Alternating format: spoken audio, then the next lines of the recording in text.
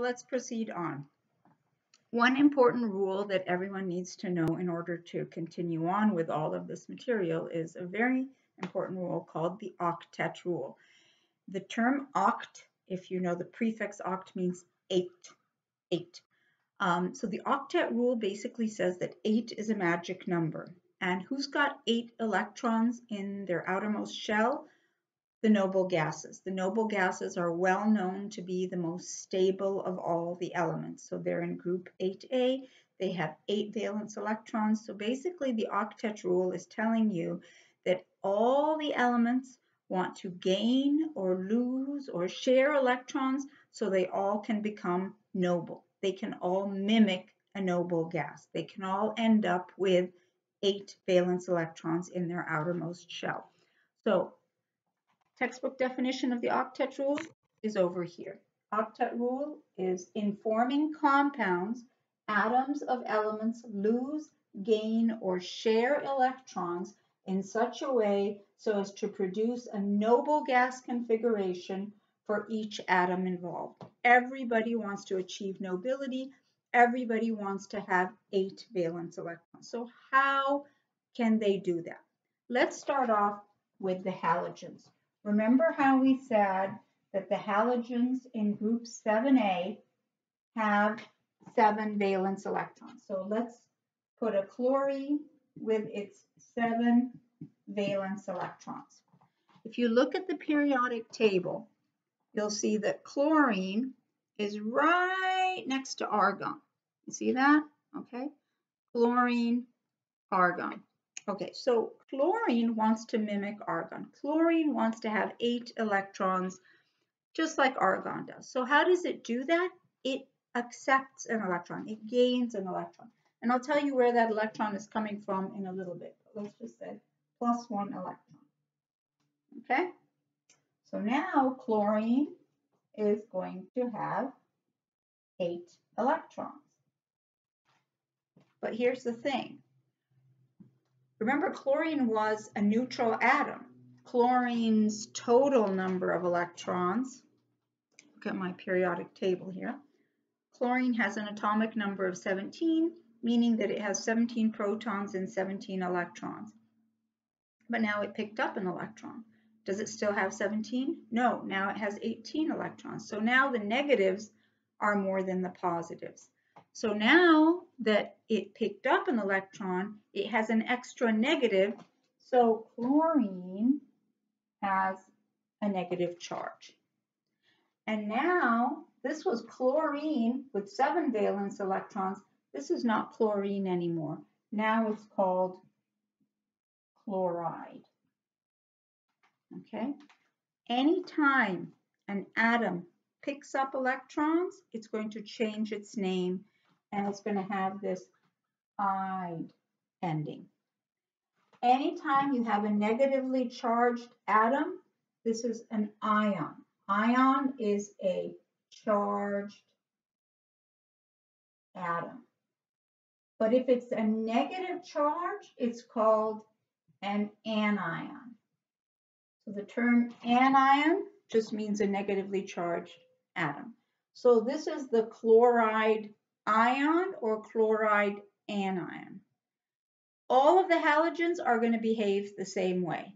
So fluorine, 7 valence electrons, will pick up 1 electron and become fluoride. Okay, so we're going to have fluoride, bromide,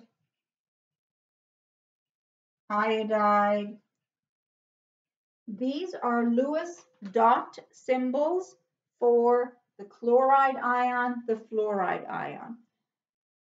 Sometimes we don't bother with all the dots. Sometimes we just show the ion without the dots, and so it wouldn't be a Lewis dot symbol. You could just go Br -1, I -1, F -1, Cl -1. Notice I don't have a number, I just have a negative charge. These are the anions of the halogens, all right? Why did they pick up 1 electron? Why didn't they pick up 2? Why didn't they pick up 3? Because they already had 7. And remember, the rule is octet, so you want a total of 8. So just pick up 1 more, boom, you've got the 8. Okay, let's take a look at group 6A with oxygen and sulfur and selenium. So oxygen, sulfur, and selenium, each one of them has 6 valence electrons. So I've got, here's my oxygen, 6 valence electrons, sulfur, 6 valence electrons, and selenium, 6 valence electrons. I'm just focusing on the nonmetals right now. The nonmetals tend to gain electrons to become negatively charged anions. All right, you're not going to see nonmetals becoming positively charged. You'll see the nonmetals are going to become negatively charged. So I'm just focusing on the nonmetals now. We already did the halogens. Fluorine became fluoride, -1. Chlorine became chloride, -1. Bromine became bromide, -1. Iodine became iodide, -1. So now I'm going to do group 6A. Remember how we said that the valence electrons of the representative elements, just look at the Roman numeral. Roman numeral for group 6A is 6. So that means oxygen, sulfur, and selenium all have 6 valence electrons. So these are the Lewis dots of these 3 nonmetals. How many electrons will oxygen need in order to look like neon? Because you can see here, oxygen is here, neon is here. Remember, neon's got 8 valence electrons, oxygen's got 6 valence electrons. So in order to go from 6 to 8, you have to pick up 2 electrons. So oxygen's going to pick up 2 electrons, so will sulfur, and so will selenium. These are my 3 nonmetals that I'm focusing on in group 6A. Where the electrons are coming from, we're going to talk about that in a little bit. Right now, we're just turning them into anions. All right, so if this picks up 2 electrons, now it's got an octet, but it's got to have an overall charge of what? It's not neutral anymore.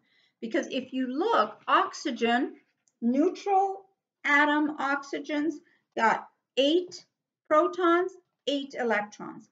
If it picked up 2 extra electrons, now it doesn't have 8 electrons anymore, it has 10 electrons. So it has 8 pluses and 10 minuses, so now it has an excess of 2 electrons, so the overall charge of oxygen is going to be -2. And the conventional wisdom is to put the number first and then the charge, so 2 minus. This is going to be also